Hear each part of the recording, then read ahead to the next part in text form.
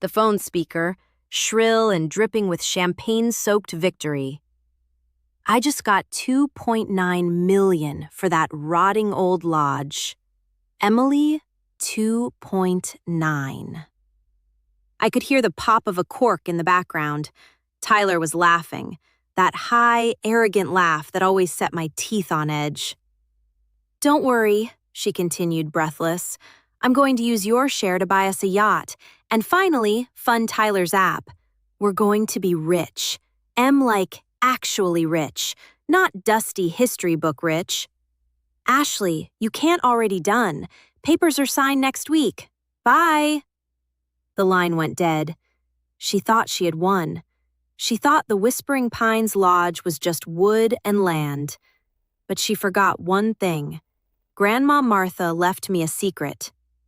Before I tell you what Grandma Martha actually left me, drop a comment and let me know where you're listening from and what time it is for you right now. I'd love to know who's part of our community. My phone sat on the counter vibrating with the aftershocks of her laughter. Most people would have screamed. They would have thrown something against the wall. But in my line of work, you don't destroy evidence. You catalog it. The silence in my apartment settled around me like falling snow, heavy, suffocating, and absolutely cold. My sister thought power was noise. She thought it was shouting over people, popping champagne, and bragging on Instagram. She never understood that real power is silent. It waits in the archives. It watches from the margins, and when it moves, it doesn't leave a bruise. It leaves a crater. I looked at the phone again. $2.9 million. She had sold our history for a boat and a tech startup that didn't exist yet. She had sold the place where our grandfather taught us to walk, where Grandma Martha taught us to read, just to impress strangers on the internet. Emotion is just bad data in an audit. I deleted it. I walked over to the closet. Inside, hidden behind a stack of restoration supplies and winter coats, was a fireproof safe. I spun the dial left to 10, right to 24, left to 80. The tumblers clicked into place with a satisfying metallic thud. Inside sat a single object. Not a stack of cash, not jewelry. It was a book. The Founder's Journal. Grandma Martha had given it to me 3 days before she passed. She told me that Ashley would only see the cover cracked leather, smelling of pine and smoke. But I was the archivist. I was the one who knew how to look deeper. I opened the book to the preface. My fingers traced the handwritten ink, faded but still legible. The Stewardship Covenant. It was a legal mechanism so old, so specific, that modern lawyers rarely checked for it. It was designed for a different time, a time when honor meant something.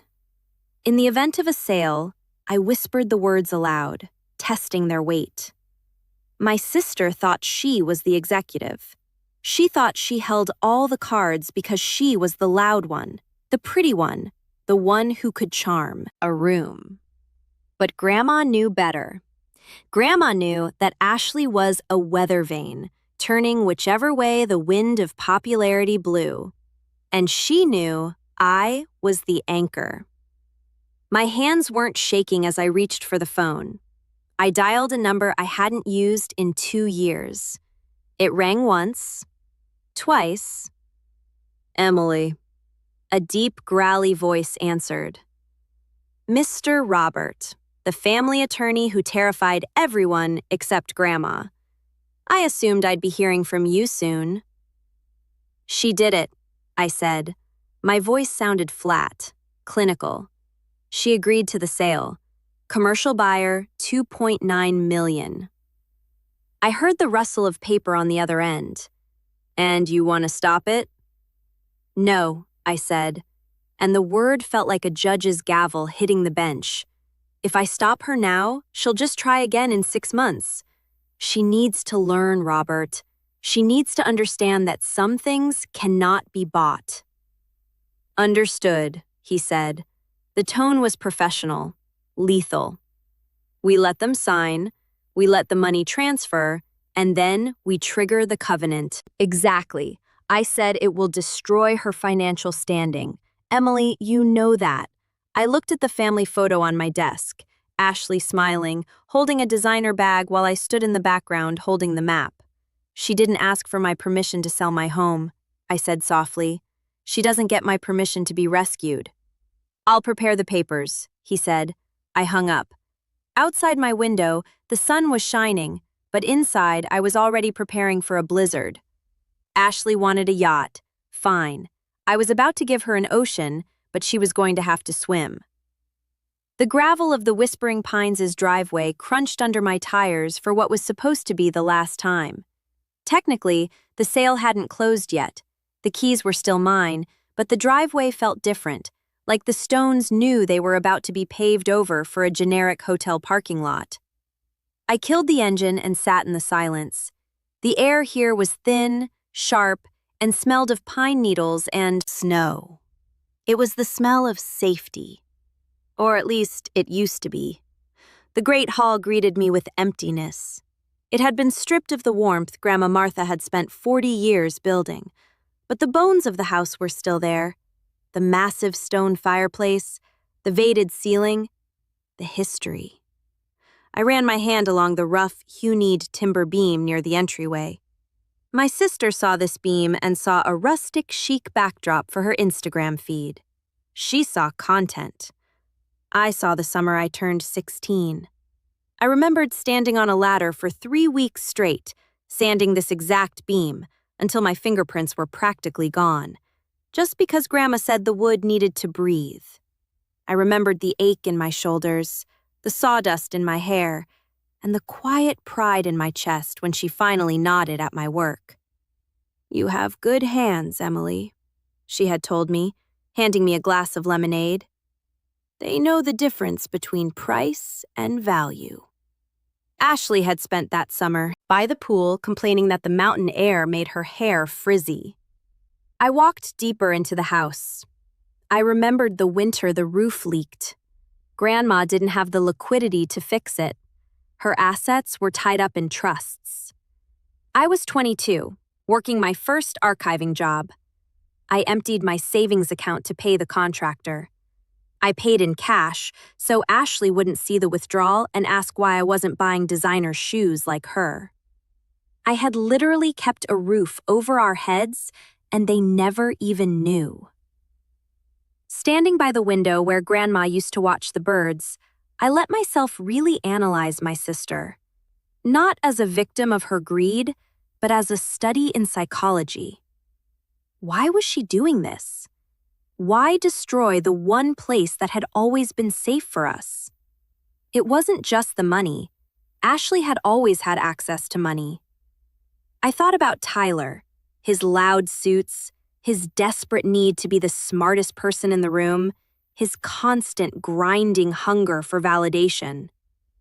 And then I looked at my reflection in the dark window, and I understood. Ashley wasn't evil. She was hollow. She was a vessel that filled herself with whatever personality was strongest around her. When she was with Grandma, she tried to be sweet, but Grandma was gone.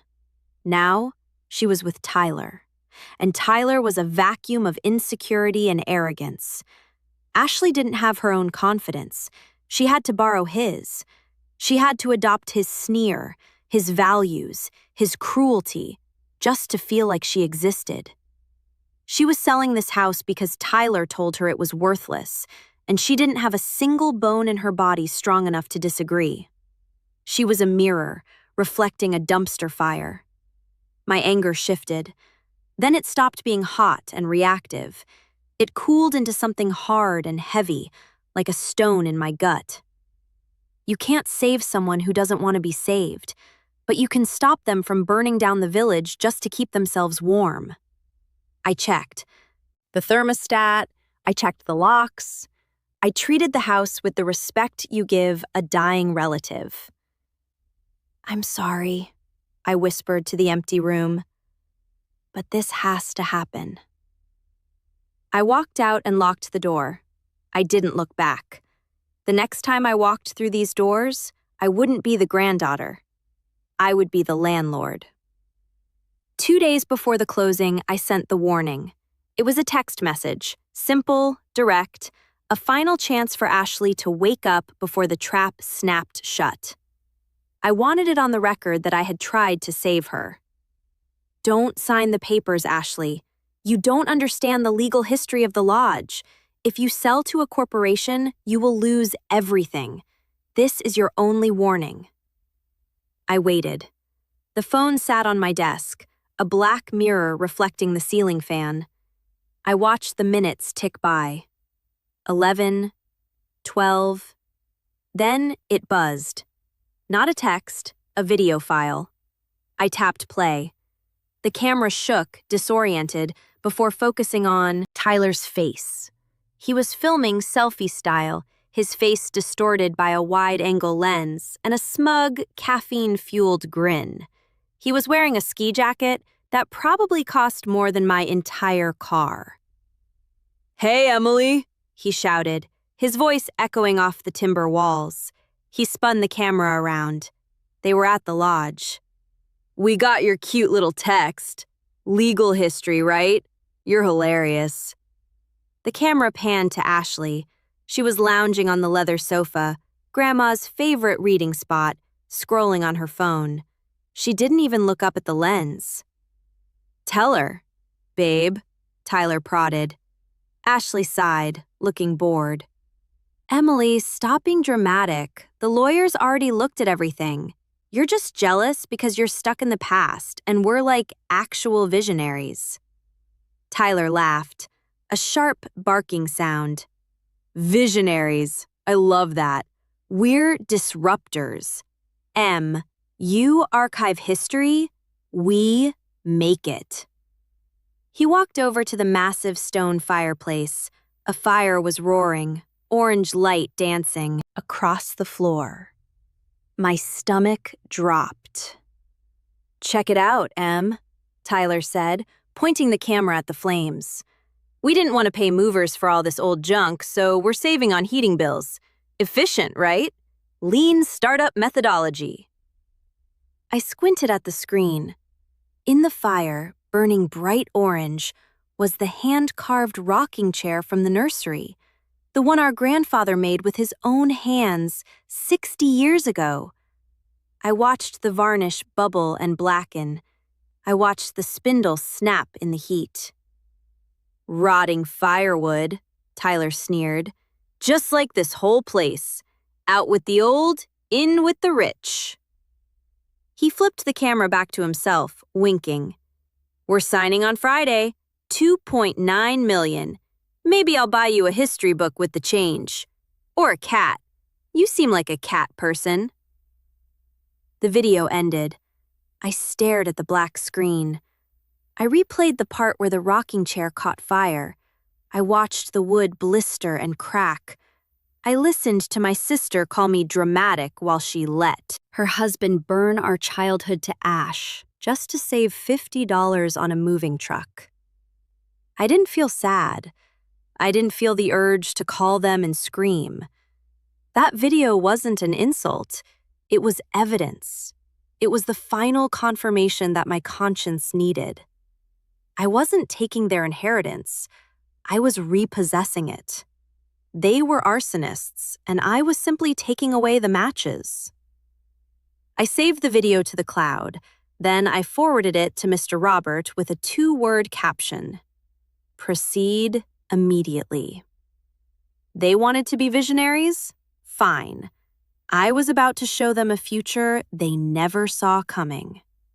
If someone burned a family heirloom just to mock you, would you be able to stay calm? Tell me in the comments. I need to know I'm not the only one with ice in my veins. The air in Mr. Roberts' office smelled of mahogany, old paper, and billable hours.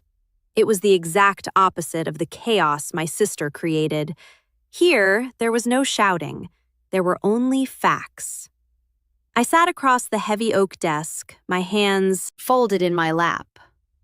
"We have the final deed prepared," Robert said, sliding a document toward me. "But before we discuss the closing, Sarah found something you need to see." Sarah, his paralegal, a woman who looked like she hadn't blinked in 3 years, placed a thick file on top of the deed. We ran a standard due diligence check on Apex Visionary Tech. Robert said, "Your brother-in-law's company. I looked at the file and it doesn't exist." "Emily." I frowned. "He has an app. He showed me the beta testing numbers. 10,000 active users bots." Robert corrected. "He purchased a click farm package from a server in Eastern Europe. The 10,000 users are scripts. The revolutionary AI is a basic chat interface wrapped in a stolen code library.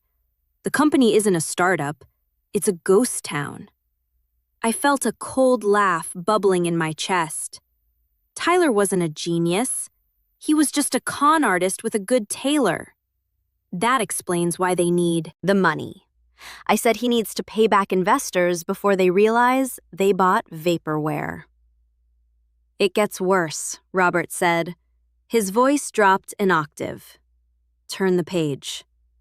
I flipped the folder open. It was a bank statement for the estate's liquid cash trust, the account meant for maintenance and taxes, frozen until probate closed. Or it was supposed to be frozen. There was a withdrawal dated 3 weeks ago, $960,000. "He forged your digital signature," Robert said quietly.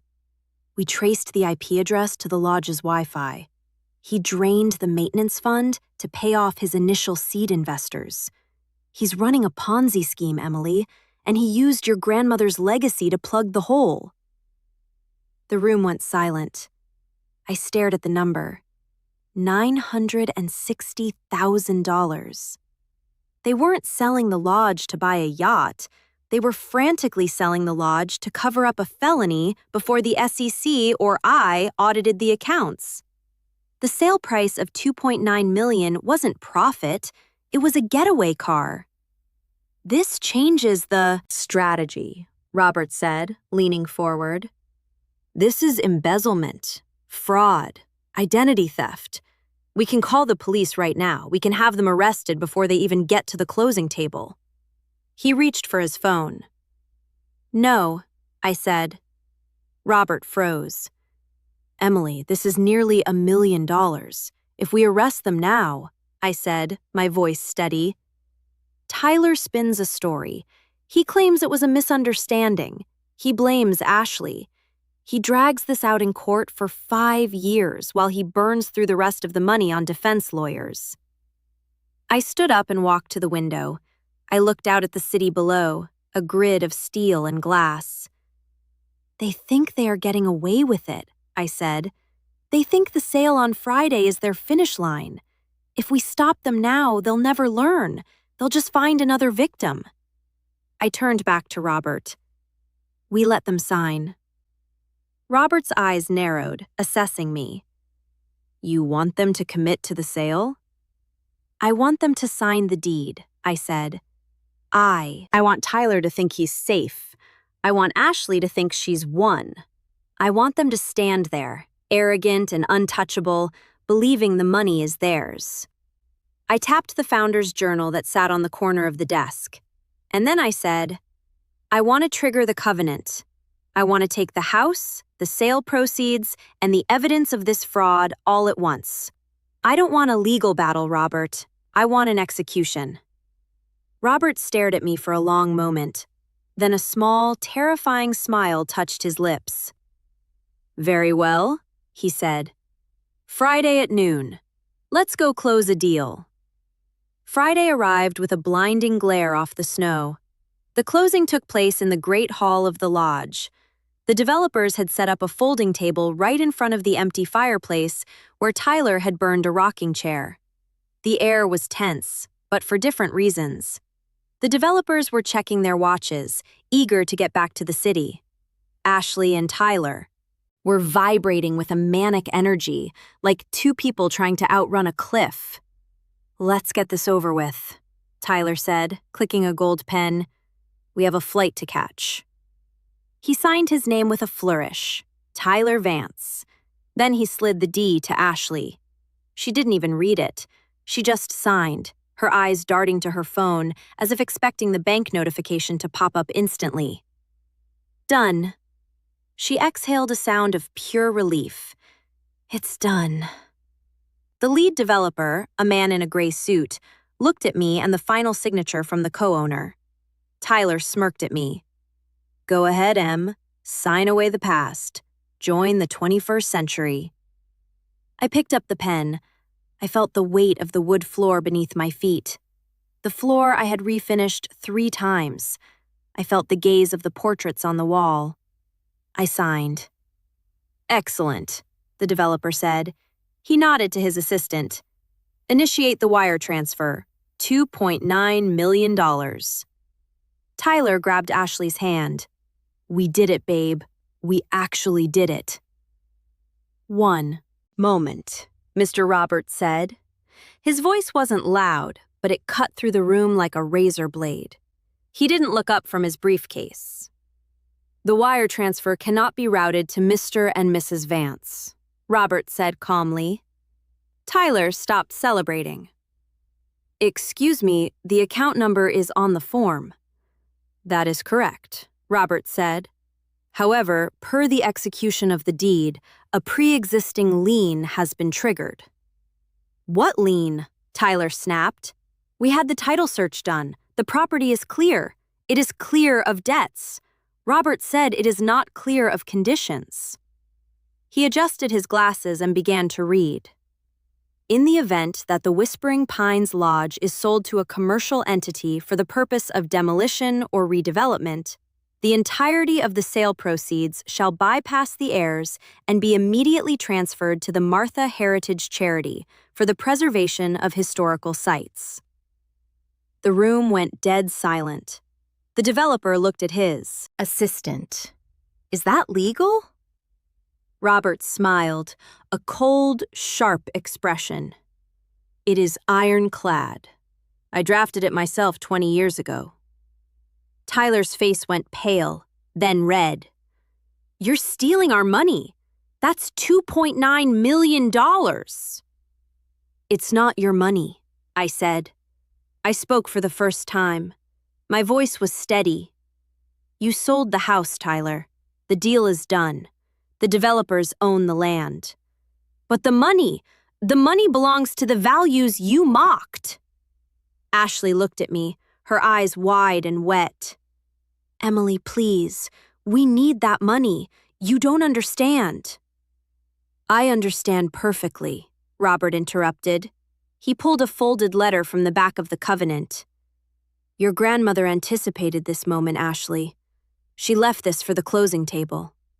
He opened the letter to Emily. He read, Who polished the wood while others posed for photos? Who fixed the roof while others complained about the draft? Ownership does not belong to the name on the deed. Ownership belongs to the hands that know the weight of the hammer. Ashley flinched as if she'd been slapped. That's sentimental garbage, Tyler screamed, slamming his hand on the table. I'm suing you. I'm suing this whole estate. I wouldn't recommend that, I said. I reached into my bag and pulled out the file Sarah had given me. The Phantom Beta report, the bank records, the forged signature. I slid it across the table. It hit Tyler's hand with a heavy thud. Because if you sue, I said, this goes into the public record. Tyler looked down. I saw the exact moment the fight left his body. He saw the withdrawal dates. He saw the IP address logs. You didn't just lose the house, Tyler, I said softly. You committed wire fraud, embezzlement, forgery. I looked at the developer who was watching this drama with a mix of horror and fascination. The sale stands, I told him. Wire the money to the charity. Mr. Robert has the routing number. No! Ashley wailed. She grabbed,